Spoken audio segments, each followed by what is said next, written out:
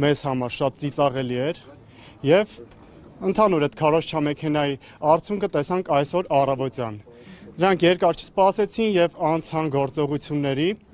այսինքն ինչ կատարվեց։ Առավոտյան ժամը 7-ից սկսած Բագրատ Սրբազանի կեցավայրը Սրբազան պայքարի տարբեր աջակիցների, շեշտում եմ, աջակիցների կեցավայրեր, տներ խուզարկությունների ենթարկվել, թե ինչի համար, թե ինչ հիմքերով, ոչ ոք չգիտի։ Ձեզանից ինչ-որ մեկի տունը խուզարկել են այսօր։ Անձամբ մեր տունը դեռ այս պայդրությամբ ոչ ոք չի խուզարկել։ Երիտասարդներից։ Երիտասարդներից, այո, հենց այս պահին նաև ձերբակալվածների մեջ կան մեր երիտասարդներից։ Այս պահին մեկն են։ Դուք լսել եք քննչական կոմիտեի ձայնագրությունները։ Այո, լսել եմ։ Չեմ ցանկանա այս պահին ես մեկնաբանել, քանի որ գիտենք թե ինչ մակարդակի է հասել հիմիկվա գիտությունը, տեխնոլոգիաները եւ ինչ հնարավորություններ կան առհասարակ, չեմ կարծում, որ պետք է դրան տալ մեծ նշանակություն։ Իսկ սարկած է։ Իհարկե նման բաներ չի կարող լինել, ախր մենք գործ ունենք հայ առաքելական եկեղեցու արքեպիսկոպոսի հետ, ինչպես է կարելի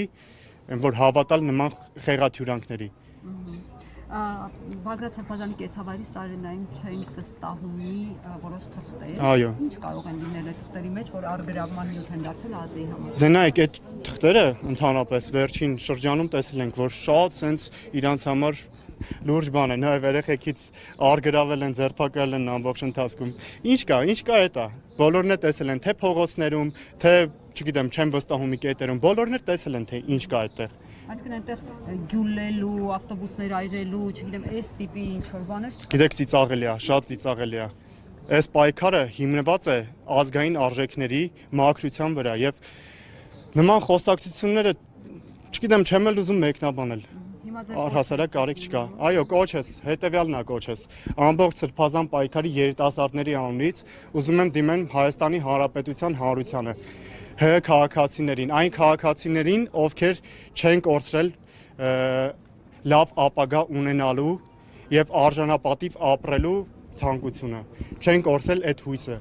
Բոլոր այն մարդկանց, ովքեր որ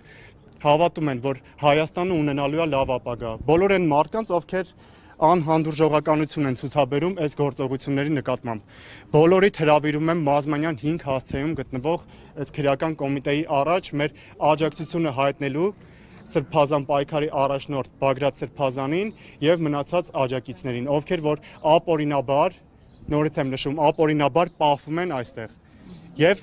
Եվ վստահ եմ, որ ընդհանուր գործողությունները հանգեցնելու են նրան, եթե մենք դիմադրություն չցուցաբերենք, որ կանեն շատ վատ հետևանքներ ունենան, ընդհուպ մինչև կալանավորում։ Եկել է օրհասական բան։ Այսինքն այստեղ գտնվել եմ։ Բոլորին շատ բարի միացեք այստեղ, այս շարժմանը, եկեք Մազմանյան